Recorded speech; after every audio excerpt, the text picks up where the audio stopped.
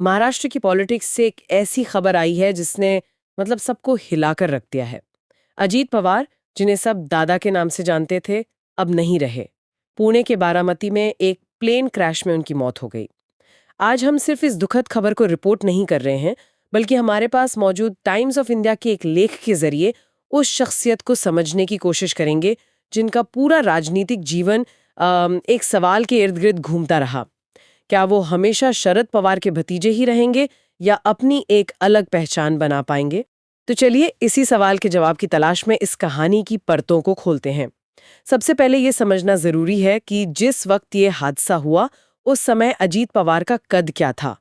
वो महाराष्ट्र के deputy chief minister थे और ये कोई पहली बार नहीं था, बल्कि उनका छठा कार्यकाल था। बिल्कुल। और वो सिर्फ सरकार में एक पद पर नहीं थे।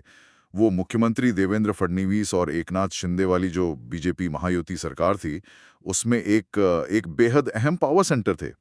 और इसके ऊपर वो नेशनलिस्ट कांग्रेस पार्टी यानी एनसीपी के राष्ट्रीय अध्यक्ष भी थे, कम से कम उस गुट के जिसे चुनाव आयोग ने असली एनसीपी माना था।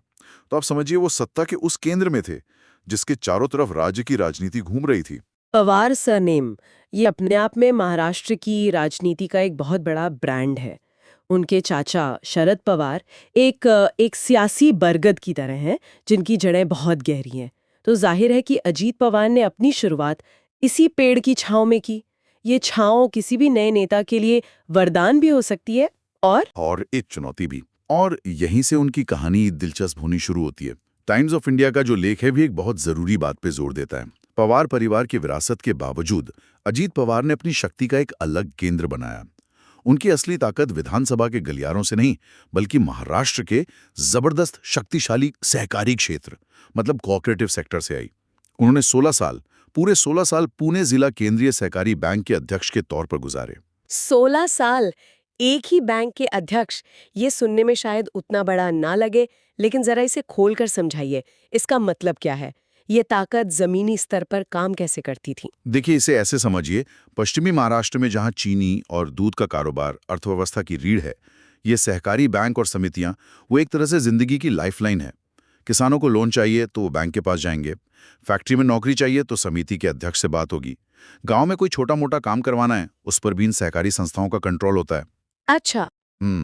तो 16 साल तक इस बैंक का अध्यक्ष होने का मतलब था कि अजीत पवार की पहुंच हजारों घरों के चूल्हे तक थी।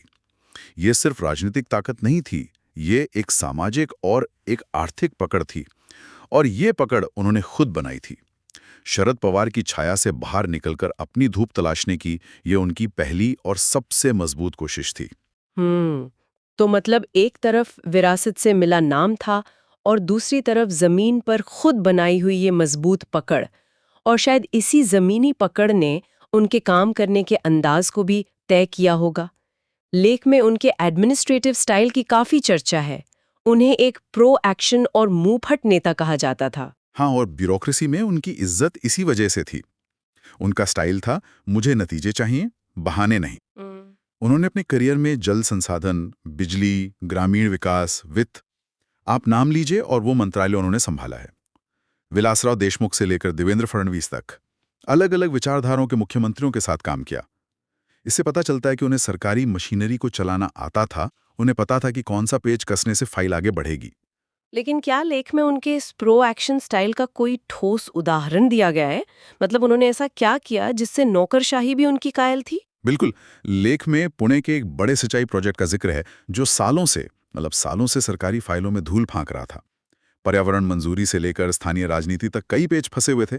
बताते हैं कि जब मंत्रालय उनके पास आया तो उन्होंने सिर्फ 3 महीनों के अंदर सभी संबंधित विभागों की एक साथ मीटिंग बुलाई, मौके पर ही फैसले लिए और प्रोजेक्ट को हरी झंडी दे दी। उनका अंदाज एकदम ठेठ और नतीजा देने वाला था। ये तो एक पहलू हुआ जिसे उनके समर्थक प्रो एक्शन कहते थे, लेकिन क्या उनके आलोचक नहीं थे? क्या इसी अंदाज को कुछ लोग अक्खड़पन या तानाशाही नहीं मानते थे? यकीनन मानते थे, बिल्कुल मानते थे। लेख इशारा करता है कि उनके इस काम होना चाहिए वाले रवैये के चलते कई बार वो नियमों को ताक पर रखने या अपने करीबियों को फायदा पहुंचाने के आरोपों से भी घिरे। उनका बेबाक बोलना कई बार पार्टी के लिए भी मतलब शर्मिंदगी का सबब बन जाता था।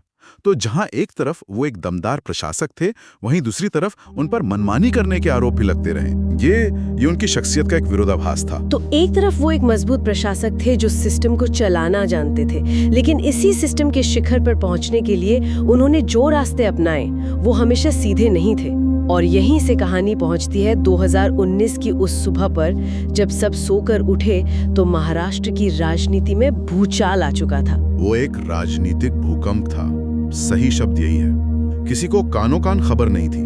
रात तक शिवसेना, एनसीपी और कांग्रेस की सरकार बनने की बात चल रही थी, और सुबह सुबह टीवी पर तस्वीरें आती हैं कि अजीत पवार उन्होंने बीजेपी के देवेंद्र फडणवीस के साथ डिप्टी सीएम की शपथ ले ली है।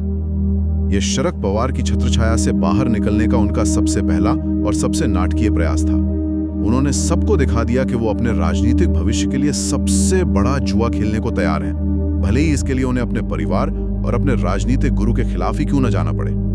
लेकिन मुझे जो बात हमेशा हैरान करती है वो ये है कि वो सरकार सिर्फ 80 घंटे चली और उसके बाद वो वापस एमवीए सरकार में न सिर्फ लौट आए बल्कि डिप्टी सीएम भी बन गए। ये महाराष्ट्र की राजनीति की कैसी मजबूरी है या जादूगरी है? यही तो सियासत का खेल है। वो जानते थे कि उनके बिना विधायकों का एक बड़ा धड़ा असहज रहेगा, और शरद पवार भी जानते थे कि परिवार और पार्टी को एक रखने के लिए उन्हें वापस लाना जरूरी है। उस वक्त भले ही अजीत पवार का दांव फेल हो गया हो, लेकिन उन्होंने अपनी राजनीतिक महत्वाकांक्षा का एक बहुत स्पष्ट सिग्नल दे दिया था। उन्होंने बता दिया था कि वो अब सिर्फ भतीजे की भूमिका में रहने को तैयार नहीं है। वो तो बस एक ट्रेलर था।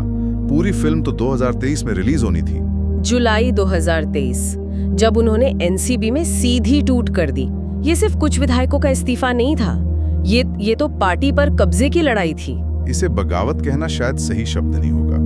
ये एक सोची समझी सर्जिकल स्ट्राइक थी। लेख बताता है कि उन्होंने महीनों तक चुपचाप विधायकों से संपर्क साधा था। उन्होंने शरद पवार की पकड़ की सबसे कमजोर नस को पकड़ा, जो कि अगली पीढ़ी के नेताओं की महत्वाकांक्षा थी, जिन्हें लग रहा था कि पुराने नेतृत्व में उनका भविष्य सुरक्षित नहीं है। कई एमएलएस को अपने क्षेत्र में काम करवाने के लिए सत्ता में रहना जरूरी लग रहा था।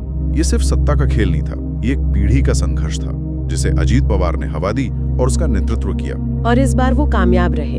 यहाँ तक कि चुनाव आयोग ने भी उनके गुट को असली एनसीपी मान लिया और पार्टी का चुनाव चिन्ह घड़ी भी उन्हें दे दिया। लेकिन ये थोड़ा अजीब नहीं लगता? जिस व्यक्ति ने पार्टी बनाई उसे ही अपनी पार्टी से बेदखल कर दिया गया।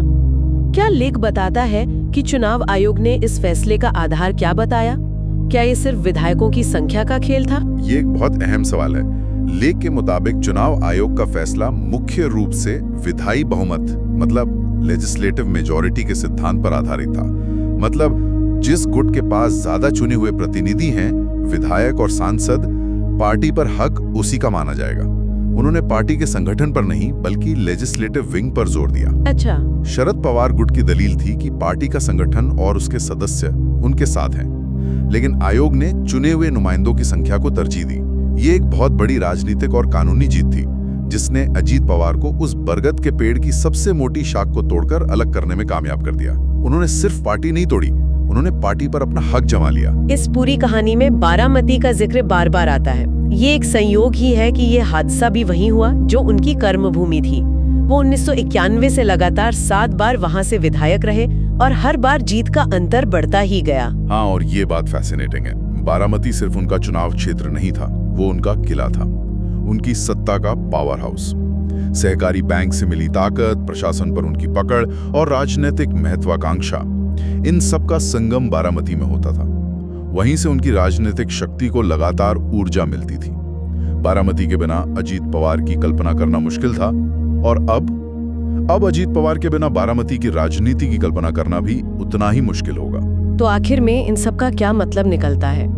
अजीत पवार एक ऐसे नेता थे जिनका सफर पारिवारिक विरासत की छाया से निकलकर जमीन पर अपनी पकड़ बनाकर, प्रशासनिक कौशल दिखाकर और बड़े बड़े राजनीतिक जोखिम उठाकर अपनी पहचान बनाने की एक लंबी कहानी थी, जिसका अंत एक बेहद दुखद और अप्रत्याशित हादसे में हुआ। एक ऐसा नेता जो काम पूरा करवाता था, तो दूसरी तरफ वो एक महत्वाकांक्षी नेता थे जिसने सत्ता के लिए अपने राजनीतिक गुरु और परिवार को भी चुनौती दे दी। उनको जाना महाराष्ट्र की राजनीति में एक बहुत बड़ा शून्य छोड़ गया है, जिसे भरना किसी के लिए भी आसान नहीं होगा। ये लेख हमें अजीत पवार के राजनीतिक जीवन के दुखद अंत के बारे में बताता है, लेकिन ये हमारे सामने एक बहुत महत्वपूर्ण सवाल भी खड़ा करता है। जिस नेता ने एक स्थापित पार्टी को तोड़कर एक नया राजनीतिक गुट बनाया और उस गुट का चेहरा, केंद्र और ताकत सब कुछ वही थे, उनके अचानक चले जाने के बाद उस गुट का भविष्य क्या होगा? श्रोताओं के लिए सोचने वाली बात यह है कि क्या उनके द्वारा बनाया गया ये राजनीतिक ढांचा, जो पूरी तरह से एक व्यक्ति पर केंद्रित था, उनके बिना एकजुट रह पाएगा, या फिर ये दुखद घटना महाराष्ट्र में राजनीतिक समीकरणों के एक नए और अप्रत्याशित पुनर्गठन का दरवाजा खोलेगी।